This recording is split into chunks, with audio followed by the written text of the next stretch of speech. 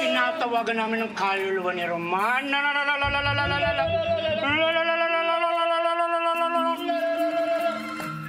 Darling, gusto ka na?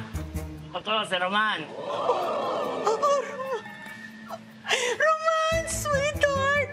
Miss na kita! Miss na rin kita, sweetheart! Ay, Roman, eto pala yung mga apo natin, oh! Si Atasha at saka si Andres. Lolo, kamusta ka na? Orb? Kumusta ka na? Okay lang, Orb. Orb? Roman? Ay, sorry po. Ma'am, nag-cut na po yung line. Opo, okay na po. Ha? Bakit ganun? Ay, 500 na ba yun? 500 po yun. Long distance po yun. Kayo po makipag-usap sa langit. Dito nyo idaan. Grabe naman to, pero 500 po yun. sobra kayo ni wala man lang kayong promo. Ay, wala po. Pasensya na po. Gusto nyo po redial? Pwede naman po. Ay, ayoko nang mahal. Thank you. O, ihatid nyo yung kliyente. Ihatid nyo. Salamat po. Ako naman po. Magpapakuludin po ako. Oh, halika. Pumasok ka, Ineng. Pumasok ka. Anong gusto mong ipahula? Gusto ko po ipahula yung soulmate BFF ko po. Gusto ko po malaman kung anong itsura niya at kung paano ko po siya makikilala. Ang dami mong gusto. Kasi 500 lang babayad mo. Akin yung baraha.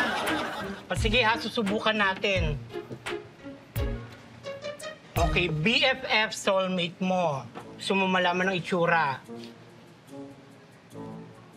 Matangos ang ilong. Matangos ang ilong ko. Makapal ang kilay. Ano makapal ang kilay ko?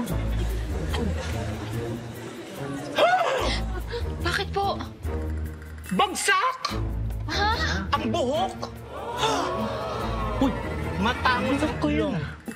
Teka lang. Makapal ang kilay, bagsak ang buhok. Madam. Ano yan, iho? May tanong lang ako. Anong pangalan yan? Ang pangalan nito. Anton Lim. Anton Lim? Anton Lim. Ano?